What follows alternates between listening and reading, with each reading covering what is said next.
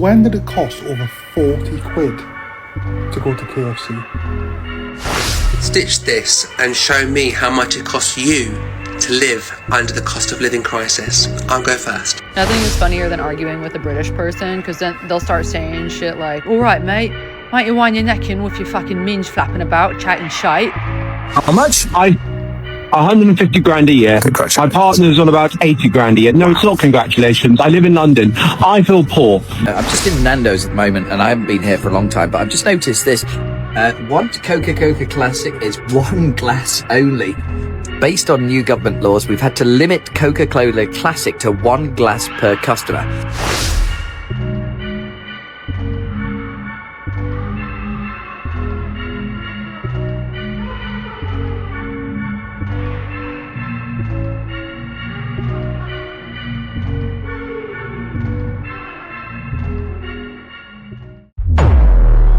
You know what I think is a really, really tough subject, and what no one really talks about at the moment?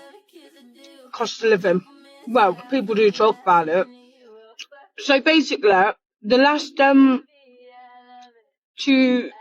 days, not 2 days, solid 2 days, the last 2 times, I have been going Aldi for my food shop, because I wanted to test whether going Aldi works out cheaper. So basically, the first time I went, I got 2 meals, all my fruit that will last me 2 days, deodorant, kitchen roll, toilet roll,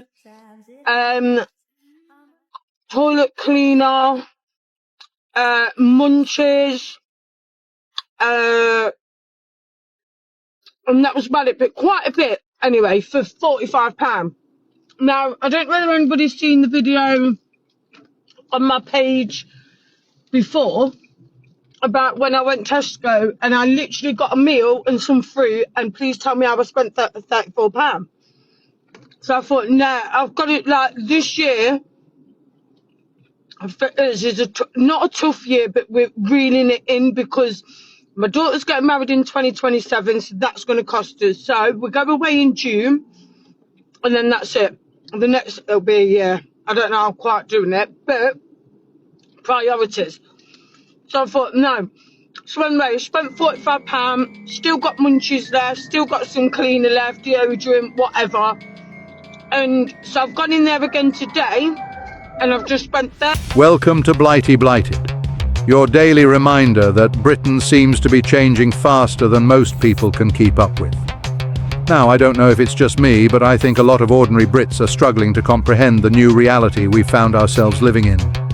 Not because they're foolish, because everything is moving at breakneck speed. Prices shooting up, technology changing overnight, rules changing, services changing, the entire pace of life changing. Back when I was younger, life moved at a human speed. You had time to adjust. You had time to think. You had time to save. Today, by the time you've worked something out, it's already changed again. And nowhere is this more obvious than the cost of living. Food costs more. Housing costs more. Energy costs more. Everything costs more. Yet most people's wages and savings haven't kept up. It's like somebody sped the country up while leaving half the population behind. Even my generation is struggling to keep up, and increasingly so are the grandchildren. That's the part nobody talks about. Young people are supposed to be getting ahead. Instead, many are facing house prices that seem impossible, rents that swallow their income, and living costs that would have shocked previous generations.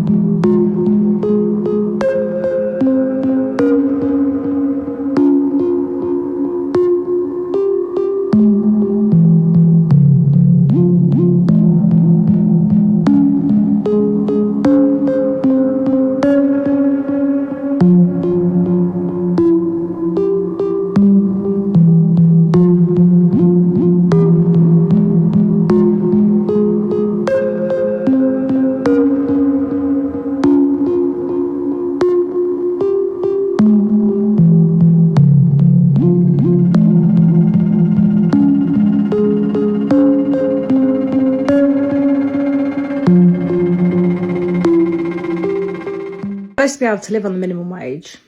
The question is, can you? So look at the numbers.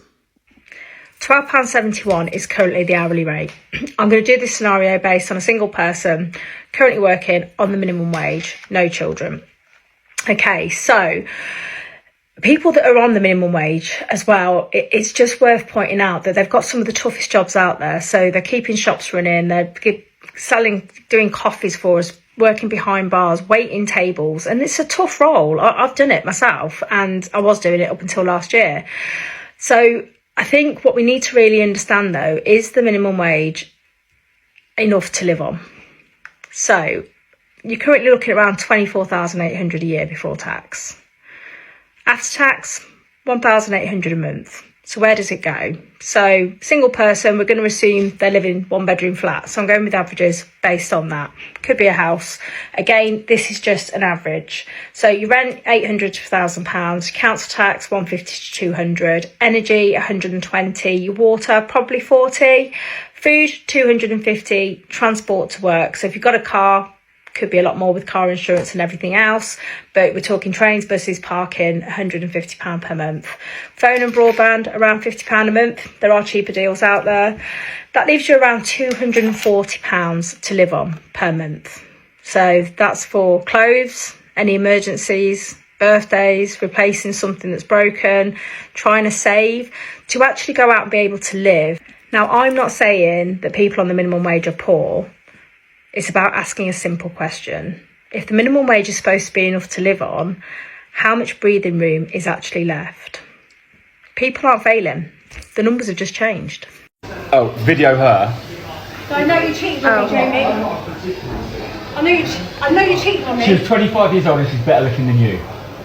Do you really think that's okay I do, to say? absolutely, and now she's pregnant with my child. So you've got a 25-year-old pregnant? Yeah. And you think it's because she's younger and prettier than me, that's okay. She's a chav. You're nearly 50. Oh my God, the absolute sheer audacity. Look at me compared to you, look. Guys, why on earth did I give him a chance in the first place? He's an absolute stinker, and he cheated on me with a 25-year-old, got a 25-year-old girl pregnant. She's half your age, you immature little twat. Yeah. He cheated on me with a 25-year-old and got her pregnant. And I'm sorry about that, but that's how much of an... She's younger than you. Look at the state of you. Go away. Amy, go away. You're embarrassing yourself. Look at me. And You're embarrassing yourself. Go away. Lucky you got a Go away. chance with this candy. Oh, absolute state of it. So 69 days to go until we blast off from the UK. Part of the reason we've decided to get out of here in search of something different is because the cost to live in this country is becoming a joke.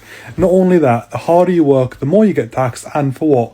More potholes, the cost of everything is increasing, and the government just increases taxes and invents new ones to penalise hard-working families like us even more every day. Honestly, what have we become, Lex? You can disagree with me on this, but I think this is why so many ordinary working couples suddenly feel broke. Let's say two people bring home about £3,400 a month after tax.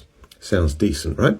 But then, mortgage £1,200, council tax £220, gas and electric £180, food shopping £550, fuel £300, car insurance £140, phones and internet £90, car payments £350, Netflix, Spotify, other subscriptions £60, water £45, life insurance £50, couple of kids activities another £150, and suddenly you're left with about £50.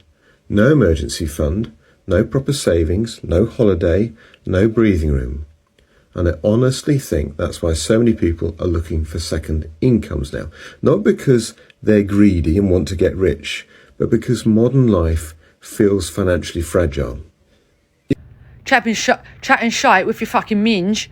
I wouldn't pay a quid for that fanny. I wouldn't pay a quid or even £2 for that fanny. I wouldn't do that. I want fucking beans and toast, mate. I want a spot of tea. Wouldn't pay a fucking quid for that fanny, innit, mate? Chatting shit while you're necking. And it's like, okay, Harry Potter, fucking relax. we're out and about for the day in London and we forgot a bottle and the passy clip, and she will just eat her passy out. So we went to Boots in the station, got 2 passies, 1 bottle, 1 thing of milk, and 2 pouches, and it was like £16. And I feel like in the US it would be like $50 if you were like out and about and you forgot all your shit like we did. But that's like $25, I guess, if I'm doing the version right, so it's not bad. Still thirsty? Help yourself to any of our low sugar, fizzy, bottomless soft drinks. Well, I've just had my first classic, and do you know what I'm going to do? I'm going to live on the edge. I hope I don't get arrested for this, but I'm going to go for my second glass of fizzy Coke. Dearie me. Imagine that. Imagine a fully grown adult not being able to make their own decisions as to what type of drinks they're allowed. I mean, you know, what is this? Are we in North Korea? Where are we? Absolutely absurd. Shh, don't tell anyone. It's my second glass. God forbid. I can hear the police sirens outside. They're coming to get me. They're going to take me away. The mad part about it is that they've also got bottomless soft swirl ice cream, but there's no limit on that. So this is the logic of the government. Bizarre. I'm not from a rich family. You go into Waitrose these days and you literally spend 50 quid on just getting a meal. Oh, please. I go into Waitrose and spend 50 quid on a meal. What sort of deluded world is this person living in? That's right, a man earning £150,000 a year told Tom on LBC he couldn't afford to live. His partner brings in another 80 grand. That is not poverty, that is lifestyle inflation dressed up as hardship. So I'll ask you all straight up. Could you afford to live on 150 grand a year comfortably? Because he can't. Oh, and it gets better. This idea that people like me who have worked our proverbials off, yes, and have apparently a good job, whatever that remains to be seen, shouldn't get benefits is ridiculous. Because you bring in £230,000 a year, thinks he should get benefits on 230 grand a year. And a lot of people watching that will have had the same reaction straight away. If you're on an ordinary wage, paying rent or a mortgage, watching the food bill, watching the meter, and still trying to keep the car on the road, and likely visiting a food bank, and you hear that, because words matter. There is a massive difference between not being able to afford basic living costs and not being able to maintain the standard of living you have become used to. Those are not the same thing. One is genuine financial pressure that the vast majority of this country feel. The other is the shock of finding out that even a very high income does not protect you from your own habits. If you are bringing in 150 grand on one salary and reporting around another 80 from your partner, that is a household income of roughly 230 grand a year. Most people, a vast proportion of people in this country, would see that as 10 years' wages. Even after tax, that still leaves a very large amount of money compared with what most people in Britain are working with. You can absolutely burn through that if you want. Plenty of people do. Expensive housing, expensive food, expensive cars, expensive tastes, monthly outgoings everywhere. It turns out Waitrose is not, in fact, a branch of the emergency services. And that is the point. What gets dressed up as I can't afford to live is often really I can't afford to live exactly how I want, in exactly the place I want, while keeping very expensive habits untouched. That may be frustrating. It may even feel like a squeeze if your costs are badly managed, but it is not anywhere near the same as the reality facing people who are choosing between heating and food, or skipping meals, or missing rent, because the numbers simply do not work. Plenty of people in this country are struggling, but to claim that household income and say life's too hard, get a grip. How much would people say is acceptable for food shopping for 2 people? How much do you spend on food shopping for 2 people to last you around about a month? So we go food shopping monthly, just once a month, because I do a huge shop and that has to last us for the whole month. We probably get bread and milk as top-up shops in between, but that's it. And I keep seeing videos of people saying, oh, my food shopping's like £200, £300 a week. And it really stresses me out. But how much do people actually think is acceptable for a food shop for 2 people, 2 adults, to last 1 month? I need to go food shopping tomorrow, so I'm a little bit nervous about how much things are costing now. Everything is just going up and up and up. And this is the first time in April that we would have done a food shop. So I know things have just, like, as soon as 1st of April came, that was it, everything went through the roof again.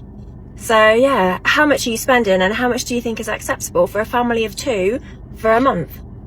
The cost of living crisis is pretty appalling, to say the least, and it was very much an own goal. And yes, Brexit did take its part in that, yeah, of course. It's the wealth divide that's a problem. We've got a situation where when I was 18, I bought myself my first house. It was £9,400. It was a 3-bedroom semi. Kids nowadays at 26 would dream of having a 3-bedroom semi as the first house. I'm 26, I'm dreaming of that. Yeah, that's that. Yeah, but this is what we had then. And we've got to remove the wealth gap. We've got to have a situation where people are better empowered, a much broader middle class, and we do have to tax the very rich and stop all the tax loopholes. So my rent is £700, my council tax is £41, water £9 and electric is £100. Phone and Wi-Fi is £40, my mobile phone and my phone insurance is £52 combined.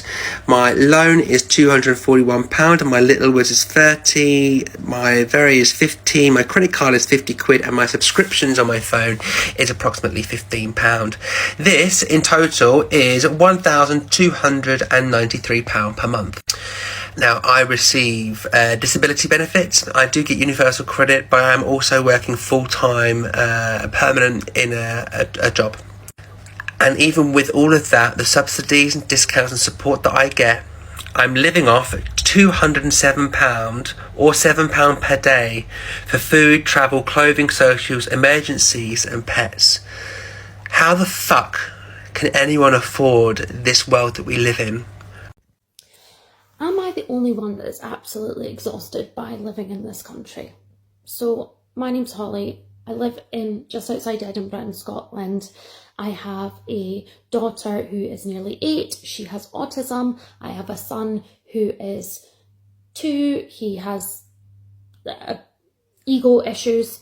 And I work full time and I just feel completely scunnered with the whole thing. I feel like I am working. The most of my working I do is to pay for the childcare so that I can work. That's the biggest part, right? So I feel like I'm continuously dropping off my children to great, amazing childcare places. We are so lucky, but it is a lot of money.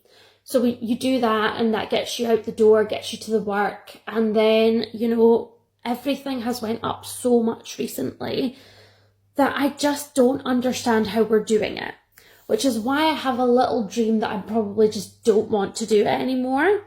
I would quite like to I'm waiting for a viewer right now. My house is on the market.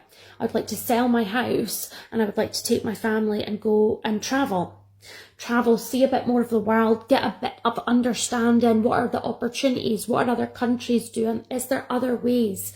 I've been in sales my whole life. Can I do something else? What are the capabilities that we are missing because we're just so busy trying to get from A to B? And that is becoming harder and harder and harder. So I would love to know the thoughts of other people. Like, is this like naive little princess thoughts of me? Is this, am I on the right track here? I'm perplexed at the situation. Like, I knew adulting was probably never going to be a big me thing, but it's hard out here. It is hard out here. So yeah, if you're new here, my name's Holly and I am going to be trying to run away for a little while and try and find out some more things, taking my kids with me. My little girl's in a great school, but her learning skills are outside the classroom. She's an adventurer. So that's what we want to do. And we would love to take you with us.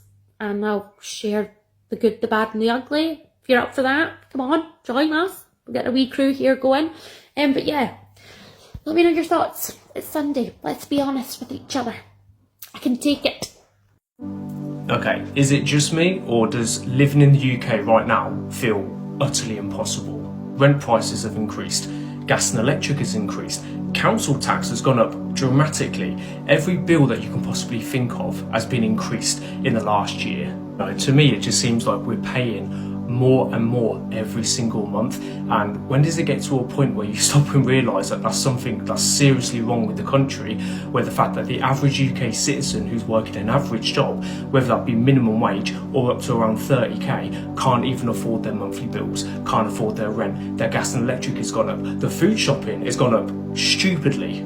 The fact that 30% of young people aged 20 to 34 still live at home with their parents because they can't afford to move out.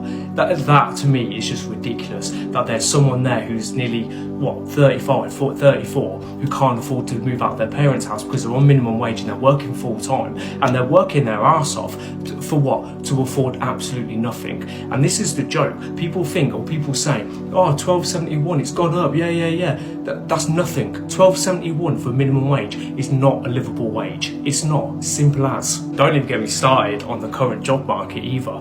You know, the fact that, again, young people can't find jobs. There's barely any jobs available. The fact that you need 2 or 3 years experience to go into a part-time retail job, 16 hours a week, that's going to earn you absolutely nothing. When are we going to start realising that this country is an absolute mess at the moment? And you know, I'm not too much on politics, and I don't care too much to argue about politics, whether it's the current person in charge, all these different changes. I know that's where the council tax increase came from. You know, why make all these promises? Why say that you're going to make a difference, make things affordable for the working average person, and then do the complete opposite and just increase every single bill that you can possibly think of? Now, it might be right for that, you know, that 2% of people that are rich, or they're earning enough, or they're, you know, very well off, you know, they can afford it, that's fine. But what about the working people? What about the people that spend their whole lives working 35, 40 hours a week full time since they were 16, 17? For what? To get into their 30s and not afford to buy a house because the average house is 7.6 times more than the average annual wage.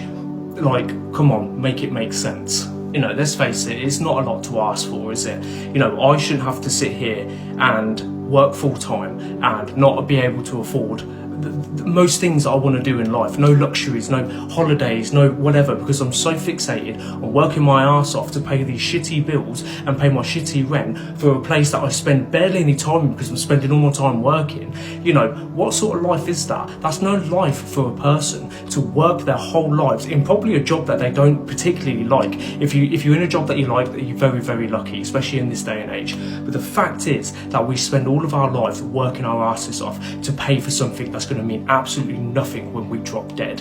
And the reason that we drop dead is probably due to stress, because all we've done our lives is work. You know, people can't even afford a family. People can't even afford to look after themselves yet, and they can't even afford to have a family, have a child, raise a child, because the cost of that, again with the cost of living and everything else, is too much for people. I can't understand why the UK is in this predicament, and the fact that they're putting nothing in place to try and salvage it, to try and help. You know, it seems like if you're a UK citizen, you get treated the worst, yet everyone else gets a handout. Yet people like me, or like you guys that have probably worked your whole life, the moment you ask for a bit of a handout, you're asking too much. You know, again, make it make sense, because, you know, it's an absolute joke at the moment. How many more stabbings, killings, rapes, burglaries, etc. have got to happen before our government and the local police finally give a bit of a backbone and realise it's not racist to arrest these people and to move these people who do these crimes? They shouldn't even be over here. You've only got to go to my local town, and I guess it's all around the country. Certain parts of the town now have been taken over by people from different backgrounds, different religions, etc. And it's just horrendous. I'm not going to do the classic but I have got friends who are from, you know, different religions, different colours. They are some of the best people I know, but these Romanian sorts, some of the others who come in, they don't want to help. They ogle at the women. They wolf at the women all the time. They spit on the floor, especially down my local street in Yarmouth called King Street. There's just little seeds everywhere, faggots on the floor, litter everywhere. You know, they got shops. They store their items that they want to sell in the shops on the streets in the full sun. Yet you'll get a one-stop or a local English guy want to do it. He's got to go with all these health and safety things to, preserve that food, to make it edible and safe for us to eat. Yet these foreign people just don't care. And how many more vape shops, barbers are going to be allowed to open before the police and the government just fucking wake up to what's happening?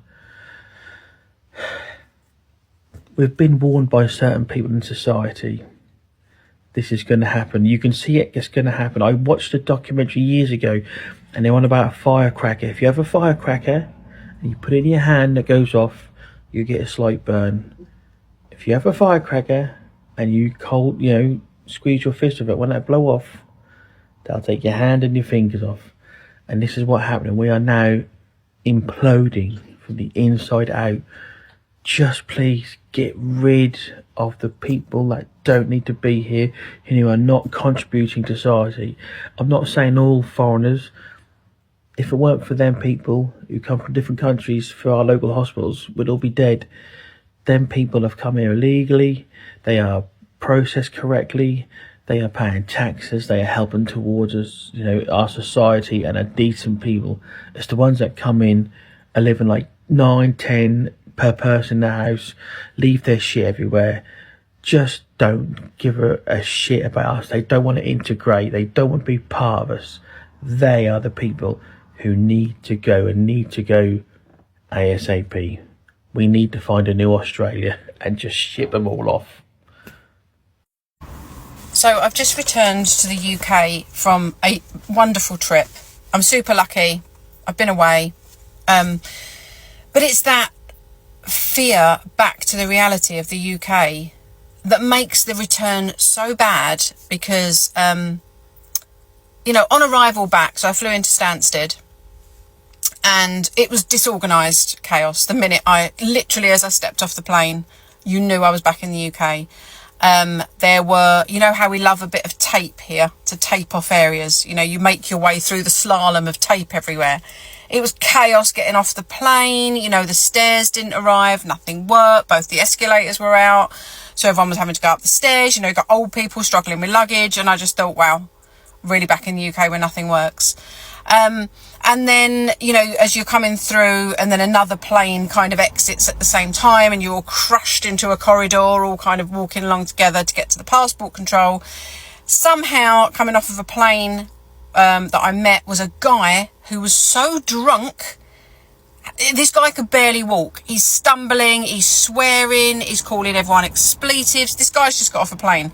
And I'm like, only in the UK could this happen. He's then sort of congregated with a load of school kids that have coming out, that have been away on a trip. He's then saying to the kids all these swear words. And I'm like, what the hell is going on here? And then he was escorted off by someone, no doubt. The funny thing was, we're all queuing, to get through passport control. The guy who was drunk and he's swearing was escorted round. He got to the passport control first before the rest of us mugs that were queuing up because he was drunk and disorderly. No doubt he got escorted out, got given a taxi that they probably paid for to take him back to whatever hovel he'd come out of.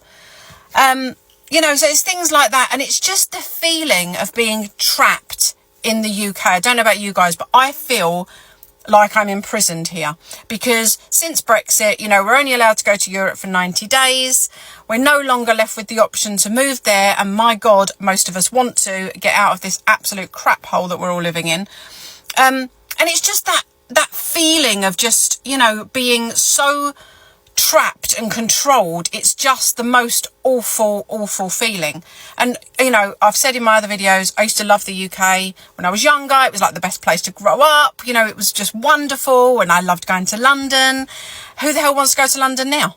I watched a program about a girl who just literally was sitting with her bag in between her feet having a lunch, young girl. And some complete lowlife came along and just literally, the way they do it, slid it out from beneath her legs and he was gone. And, she was like, you can't, your fear of being shot, stabbed, drug raped, needles in... Like, I've got a child, when she goes out, I've got a fear of her being injected in the back and thrown into the boot of a car and driven off somewhere. What the hell? I just want out. Like, I just want out of this place. And I know that most of us do. It's just, yeah, it's horrible. And the return back from when you've been away and, you know, those places are, everyone's so much more polite. Everyone seems to care about each other more. They care about their environment. You know, they look after where they live. They you know, they're not dirty. Like, a lot of people here just don't really give a shit.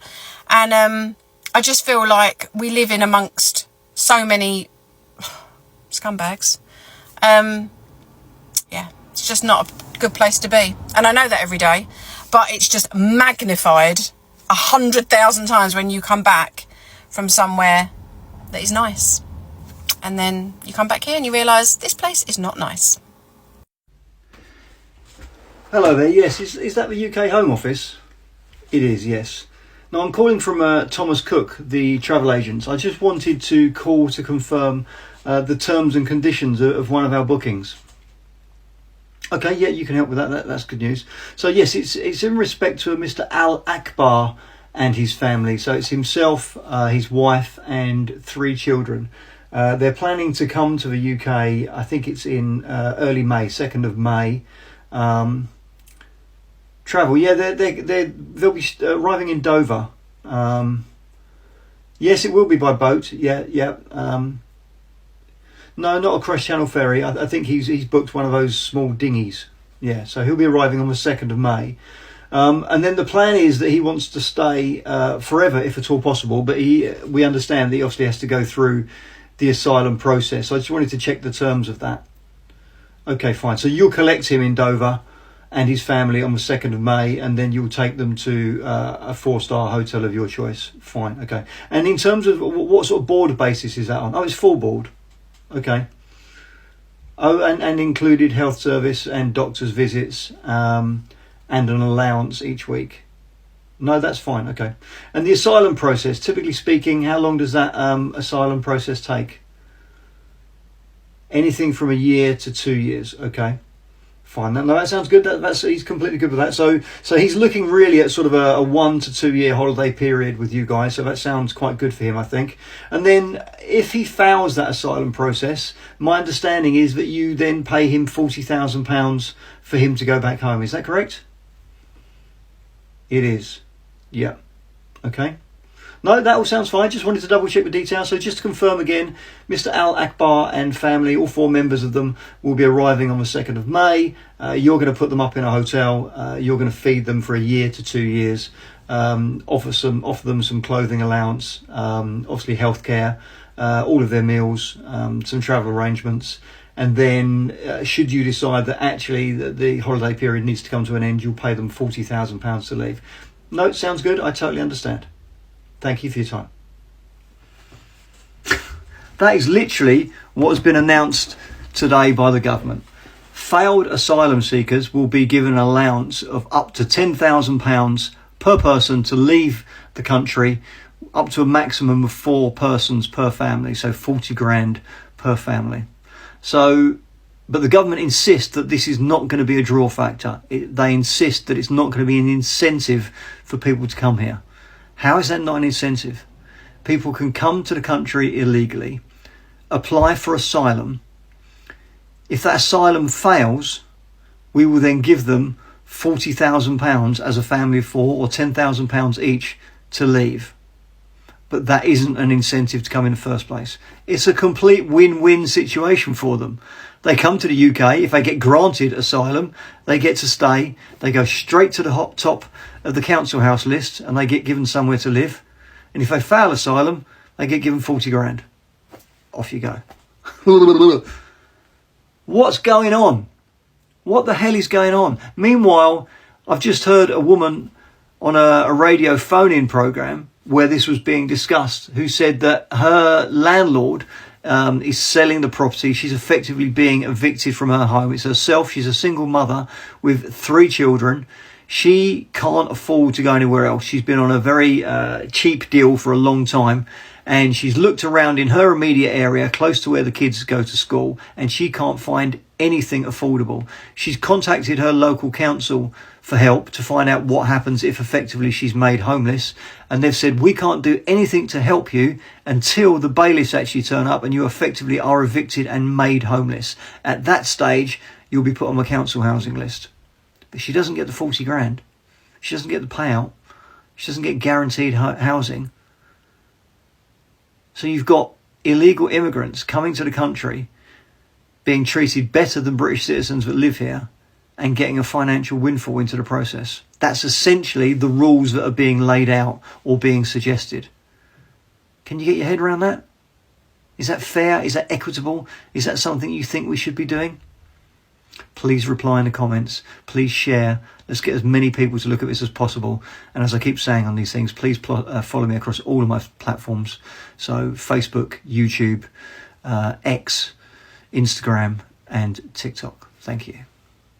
I used to love going to the supermarket. I used to find it so fun to get myself little treats and to be just trying different things. I'd see a new product and I'd be like, oh, that looks good, I'll try that.